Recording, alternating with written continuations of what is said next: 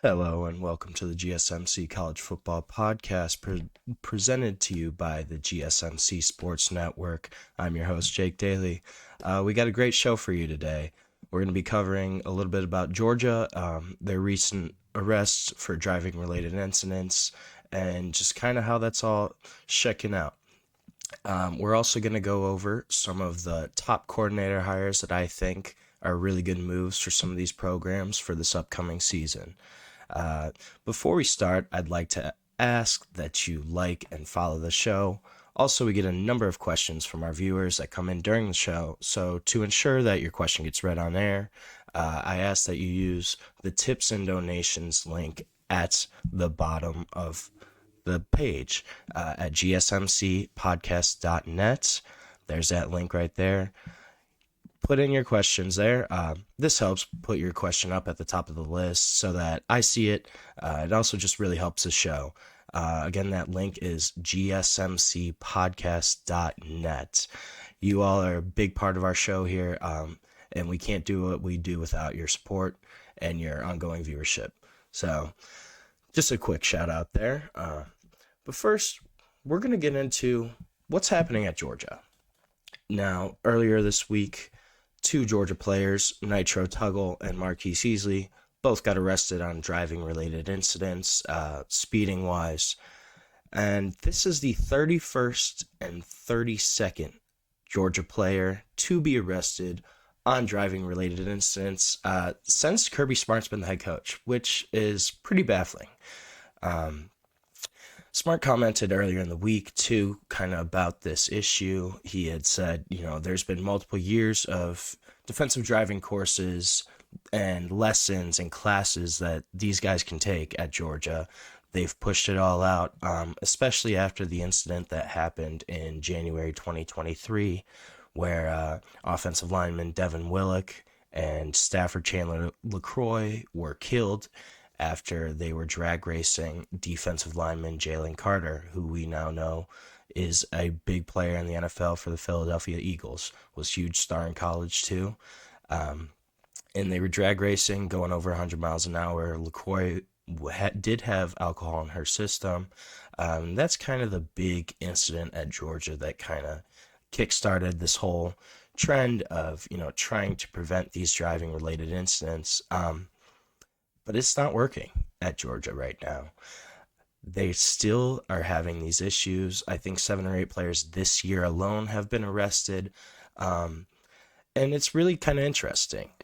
I think there could be a couple different reasons for this. I think part of it might be there's kind of this shift in player and coach balance in the power and relationship dynamic there. You've seen a lot of guys that just don't want to be coached really anymore. Kirby Smart kind of said something earlier this week in his press conference kind of related to that. He mentioned that some of the players on that roster, quote, get offended when he's trying to coach them up, which I thought was kind of an interesting word choice and interesting way to go about this. Obviously Kirby Smart is probably the most successful college football head coach right now in the modern era, especially after his mentor, Nick Saban, retired at Alabama. Kirby Smart's kind of top dog. But to hear this from him that, these players are just not listening, not, responding to kind of how he's trying to coach them up and, make them better athletes, better players, better people. That's really interesting. I think you would normally think that a guy like that is going to be listened to. Those players should be kind of wanting to hear what Kirby Smart's saying, just because, the guy's won a couple national titles now. He's had a dynasty going in Athens, Georgia for the past 4 or 5 years. And that's kind of interesting, the player-coach dynamic. He commented on that, saying that some of these players are getting offended. And then he also said something, I don't know if it was in the same press conference or if it was in one earlier or later in the week, but he mentioned that all 24 freshmen that are on Georgia's roster this year are not in shape. He said they came to camp They showed up, they were all out of shape. And that's baffling to me. Uh, this is Georgia football. This is not, a lower level, mid major program. These guys are the top athletes in the country. Georgia is going to have one of the top recruiting classes in the country each and every year right now, just with how strong their program has been on the field and just their collective and kind of the money behind them. The fact that Kirby Smart says that each freshman on that roster is out of shape is just baffling. Um, these guys are the top athletes in America. And so I just think that was really kind of an interesting comment. And who knows if that's really the case. One or two of these guys might be still in shape, still in really solid football shape, but clearly they're not where Kirby Smart wants them. And I think that's crazy. First of all, these guys, they're going to Georgia to compete for a national championship to try to get to the next level at the NFL. These are your top players, and if these guys are showing up out of shape, coming into their freshman year, how's the rest of the country doing this? Are there also, is that a trickle down effect? Are these lower level recruits also kind of doing the same thing where it's, not really a full buy-in per se? And I think that part of it is just kind of how the dynamic has changed between players and coaches. Players can pretty much do what they want right now. They're not really beholden to their coaching staff. They're not really beholden to their program. If they don't like the way a particular coach coaches them or tries to coach them, they can just leave. They have multiple opportunities in the transfer portal to just leave the program. And that's kind of a scary thing for a coach because, these guys, they can just say, hey, if you don't treat me this particular way, if you can't yell at me, you can't do this, that, I'm going to leave. And I'm sure that's a really difficult thing to navigate for these kind of guys, especially these programs like Georgia. On the other hand, though, could this also just be, the fact that Georgia's a dynasty and they've been around for 4 or 5 years and the pressure of competing? You've seen this before. Florida under Urban Meyer had tons of issues with players getting in trouble, getting arrested, just getting into stuff that they should not be into. Yet, they won a couple national championships. So, did it really matter for them? It's debatable. I think in the eyes of some people in that program, it was probably okay because they were competing at such a high level. Same thing goes back to Miami. You look at both the teams in the 80s as well as the teams in the early 2000s. A lot of those Miami guys got in trouble. So is this more just Georgia kind of repeating that cycle and, the pressure of competing, the pressure of trying to win a national championship every year, especially where you're competing in a really deep SEC conference? Is that pressure just getting to them? Are they, maybe lowering recruiting standards at a certain point in favor of winning? I think you've seen a lot of, obviously Georgia's had success on the recruiting trail, in just getting, more 5-star guys, high quality 4 stars. They've just had more of those guys than the rest of college football in the past 3 or 4 years. And is that something where some of these programs, you look at somebody like a Mississippi State or like a Nebraska, like, are some of these programs not going after some of those higher caliber recruits because of character concerns? And I think that's a question that's, we can't really answer right now. But I think it's definitely possible. I think Georgia is probably really facing the pressure of trying to win. And especially in this college football landscape now, especially with Texas joining the SEC, that's another powerhouse heavyweight program that can compete with the likes of Georgia, of Alabama, when they get those high-level recruits.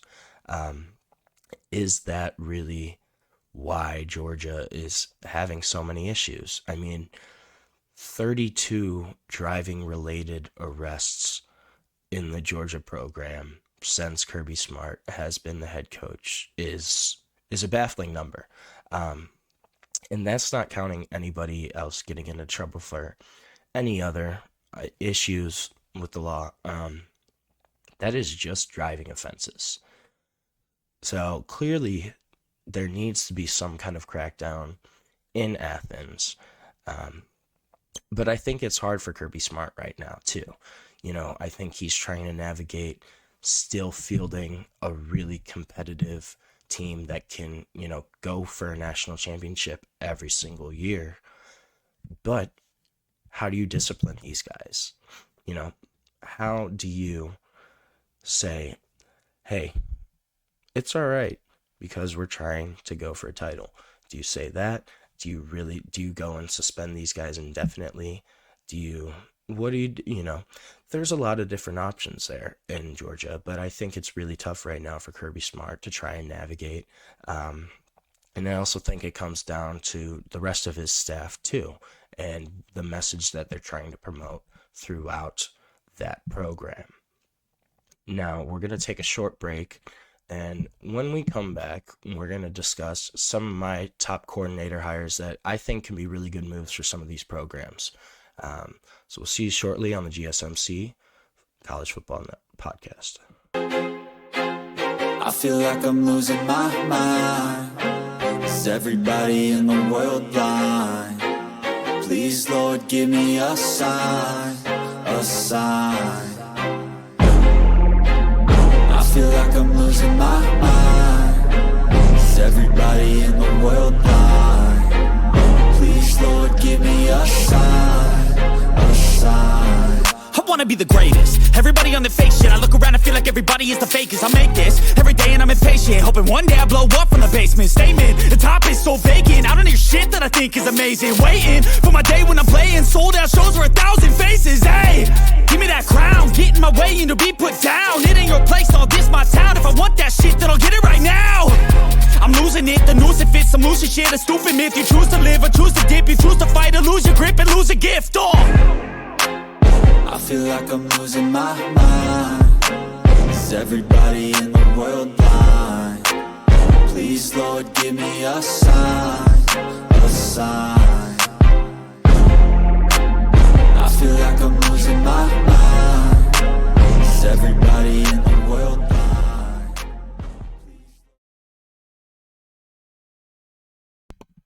Welcome back to the GSMC College Football Podcast, and before we start our next segment talking about some of the coordinator hires, I just want to remind everyone that we love hearing from you during the show. So whether you got a burning question, a hot take on the game, or just something you've been dying to share, we're all ears. This show is about keeping the conversation lively and making sure your voice is a part of the mix. So don't be shy, drop your thoughts in the chat. And if you really want to make sure that your comment or your question gets noticed, why not use Super Chat? Just hit the $sign below the chat box, send in your message, and it's guaranteed to get featured on the show. Plus, it's just a great way to support our channel. So your Super Chats help us keep the lights on and just bring you even more of the content that you love. We're so grateful for each and every one of you who joins us here. Your support makes all the difference. So let's keep the conversation going. Send in those Super Chats, and together we'll make this show better than ever. And if Super Chat isn't your thing, you can also go to gsmcsport.net to tip, donate, and leave your comment or question. So we appreciate every bit of your support. Now, let's talk some more about some of the top coordinator hires this offseason for college football. There's been a lot of really great ones on both sides of the ball. There's a lot of guys that I think will do really well in the place that they're at now. Starting off, I want to go with Jim Knowles. So obviously Jim Knowles was the Ohio State defensive coordinator the past few years. He's going to Penn State now. Going to go from Ohio down to Happy Valley. And this is a really solid move for Penn State. They lost their coordinator, Tom Allen, to Clemson, and they decided to make the splash hire. They ended up paying Jim Knowles. I think he's the highest paid assistant coach in the country now. And he's probably worth it, realistically. Obviously Ohio State won the national title this past year. And just take a look at some of their numbers from this past season. OSU was number 1 in total defense in the nation, number 4 in rushing defense in the nation, number 1 in red zone defense, and number 1 in scoring defense as well. This was an elite unit. It's probably part of the reason, I would say a solid part of the reason, that Ohio State was able to get to the national championship and end up winning it this year. It's just the work that Jim Knowles had done in his 2 or 3 years at Ohio State, kind of transforming that defense from where it was in 2022, 2021, where they were just terrible. They couldn't cover anybody in the secondary, didn't get a lot of pressure, and that's the reason Ohio State lost games, was because they could not stop anybody on the defensive side of the ball. Bring in Jim Knowles, he kind of fixes that. I think it's a really solid move for Penn State. Penn State, obviously, their defense is traditionally pretty solid. Didn't have a bad year on defense last year at all, but this is a hire that can elevate, I think, Penn State's defense from really good to great or elite. Obviously, they're losing Abdul Carter, a couple other pieces in their secondary that are going to be some pretty big losses, but Penn State's going to reload. They have Danny Dennis Sutton is coming back, returning. Zane Durant also returning on the defensive line. Those two guys are really solid players, and I think working with Jim Knowles could really help their development. Additionally, you have LeVar Arrington Jr. coming in this year as a freshman at Penn State. I don't know how much he'll play, but obviously the name recognition there with his dad being a Penn State legend.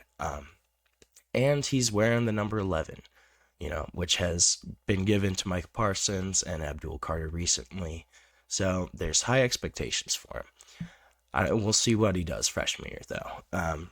There's a couple other guys, though, that I think are pretty good fits for their new programs. Chris Ash got hired at Notre Dame as their defensive coordinator. He's been working in the NFL the past few years. He was on the Jaguars staff and the Raiders staff recently. He's also obviously the former head coach at Rutgers, which, is a really tough job to get off the ground and have success at, just competing in the Big Ten, and a lot of their in-state recruits from New Jersey being poached by other programs like Ohio State and Penn State.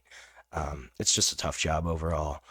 But, he was also the former co-defensive coordinator at Ohio State in 2014-15 when they won the national championship in the first ever college football playoff. I think it makes a lot of sense for Notre Dame. He's going to bring a lot of experience to the role. Obviously, Marcus Freeman is head coach there, but still a young head coach. Still has not had a lot of experience in that role. Chris Ash is someone who can come in and kind of help with that experience and just game management, some of those more tough decisions that a head coach has to make on a day-to-day basis. I think this hire is actually really similar to what Notre Dame did with Al Golden. Al Golden, previous defensive coordinator, his career had kind of been going down. He was head coach in Miami for a while, had bounced around after that, and he kind of rehabbed his image and his reputation at Notre Dame. Obviously parlayed that into a job with the Cincinnati Bengals, where he's their defensive coordinator now. But I think that Chris Ash, the hiring is pretty similar in that vein. This is a guy who's pretty respected, but has spent the past couple years bouncing around, and I think Marcus Freeman kind of saw the same thing that he did see in Al Golden, was that this is a guy that's got a lot of experience that can come help us and kind of rebuild his own image too, while really helping us maintain our strong defense. So I think Chris Ash at Notre Dame also makes a lot of sense. Another name I want to go to on the offensive side of the ball is Ryan Grubb. Now, Ryan Grubb, if you remember, he was Washington's offensive coordinator with Kalen DeBoer. Obviously had success there with Michael Penix, helped them to the national championship game. They ended up losing, but that was a really big successful season for Washington. Did not follow Kalen DeBoer originally. He took the job as the Seattle Seahawks offensive coordinator last year, and I think that was a tough job for him. He's still a pretty young guy, was trying to make the jump to the NFL.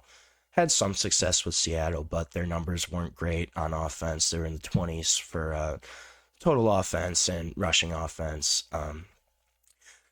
But he comes back to work with Kalen DeBoer in Tuscaloosa. I think this makes a lot of sense. Obviously, those two kind of rose in the ranks together. They're really familiar with each other, and they've had a lot of success using Grubb's scheme and kind of having DeBoer as the main guy out there. I think that it makes a lot of sense for both Ryan Grubb as well as Alabama. Kalen DeBoer's going to bring in a guy that he's familiar with, that he knows can run a successful scheme in college, and that will have a lot more talent to work with at Alabama than he did at Washington. Obviously, Bama's still bringing in their big recruits, still has great class. But I think that Ryan Grubb can be a guy that helps bring Alabama's offense kind of back to where it was. They did not have a great year offensively last year. They're going to have a new quarterback there this year. So it'll be interesting to see Ryan Grubb there in Tuscaloosa. Another one that's really interesting to me is Gus Malzahn. Now, Gus Malzahn stepped down as UCF's head coach this year to take the offensive coordinator job at Florida State. Interesting move, but we did see this happen once or twice last year, such as Chip Kelly leaving UCLA to go coach at Ohio State and be their offensive coordinator. I like this move a lot from Gus Malzahn and from Mike Norvell bringing him in. Gus Malzahn, I think he was kind of getting fed up with some of the NIL and some of the transfer portal stuff that comes with being a head coach in today's landscape. But this is a guy that's a renowned offensive mind. Obviously, he came up where most people began to know his name. He was the offensive coordinator at Auburn when they brought in Cam Newton. He was one of the main recruiters there, bringing in Cam Newton. And, they won the national championship that year, 2010-2011, went undefeated, had a great season with Gus Malzahn as offensive coordinator calling those plays. Obviously, then he became the head coach at Auburn and took them to another national championship appearance. Obviously, lost to Florida State that season with Jameis Winston, but still had an impressive run at Auburn. The one thing with Gus Malzahn is he hasn't been a coordinator since 2011. And I think it'll be an adjustment for him at first, but this guy can handle it. He was a head coach at an SEC school and then at UCF, which is now in the Big 12. He's been a head coach for like 10 years. And this is a guy that has the experience, has the wherewithal, has the mind to be a really, really solid offensive coordinator. Florida State obviously needs to get back on track after the disaster of a season that they had last year. Also going to bring in Thomas Castellanos at quarterback, and I think that's a solid move too. Malzahn and Castellanos have familiarity with each other. Castellanos originally was a UCF guy. Malzahn brought him in at UCF, transferred after a year to Boston College, but they're reunited, and I think that you're going to see some improvement on the offensive side for Florida State this year, which obviously that's not a high bar to hurdle over, just considering what they did last year and what a train wreck it was. But I think that's a really solid coordinator move there. Another one I'm looking at in the short term is Ben Arbuckle. Now, Ben Arbuckle, not a big known name, but this guy is on the rise.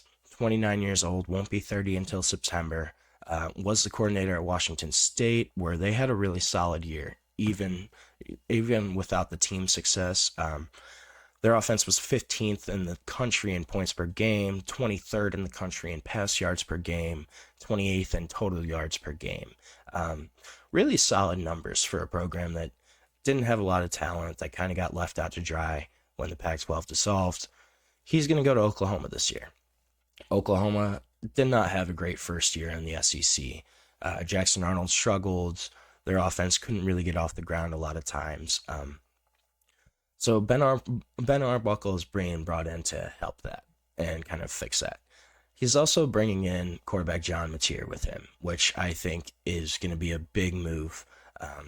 Mateer was their quarterback at Washington State, but this guy was one of the top quarterback options in the transfer portal this year. Threw for 3,100 yards last year, 29 touchdowns, completed 65% of his passes. This is a high upside quarterback, and especially when you pair him with his coordinator that he had last year, where he had a lot of success. I think you can see Oklahoma really improve on the offensive side of the ball this year. And my last two I want to go over that aren't coordinators. I just think they're really big hires from an assistant coach point of view. Byron Leftwich and Marshall Falk, both joining the staff at Colorado. Now, I'll talk about Byron Leftwich first. He's got a ton of experience as a coach currently. Obviously, he was an NFL quarterback for a while, but he spent the past couple years as the offensive coordinator in Tampa Bay, working with Baker Mayfield, where Baker's kind of rejuvenated his career and had a lot of success over the past 2 years. He's not even going to be the offensive coordinator at Colorado. This is going to be a guy, I think he'll probably end up as the quote-unquote quarterback's coach. He's just an assistant for now, but most likely going to be the guy coaching the quarterbacks. And that's a great hire for Colorado. This guy has experience in the NFL as a coordinator for the past couple years, was a pro at the quarterback position, and just brings a lot to Colorado and just that quarterback room and the offense in general. I also like the addition of Marshall Falk. Obviously doesn't have an extensive coaching career, but NFL Hall of Famer. What a great running back, has been an analyst on TV, and he knows what he's talking about. So I think when you bring in guys of that caliber, especially just Marshall Falk with his playing experience and how high level of a running back he was, those are two guys that can really impact the Colorado coaching staff and the players there. And also just Ohio State, I think that there are two coordinator moves. I don't know how they're going to work out, but I think they're going to be pretty interesting. Matt Patricia is being hired as the defensive coordinator. Obviously, he has had experience in the NFL as the head coach of the Detroit Lions, worked on the New England Patriots staff for a long time. So he brings a ton of experience, but he hasn't worked in college for about 20 years. So I think that is going to be interesting. And then on the flip side, you have Brian Hartline is going to be the offensive coordinator now. It's an OSU guy, went to Columbus, had an NFL career after that, successful career, came back to Columbus to coach, and has just worked his way up the ranks. So doesn't have a ton of experience as a coach, but he knows the culture, he knows Ohio State, and he knows what it takes to get some of these guys. Great recruiter too, and it's going to be interesting to kind of see where he's going to take that program. So that is all we're going to have today on the GSMC College Football Podcast. Thank you so much for tuning in. Your support really means a lot to us, so please remember to subscribe to the show and leave a positive review. It really does make a difference. We also invite you to follow us on Facebook, Twitter, TikTok, and Instagram for just more content and updates throughout the day. Thank you once again, and have a wonderful day. Let's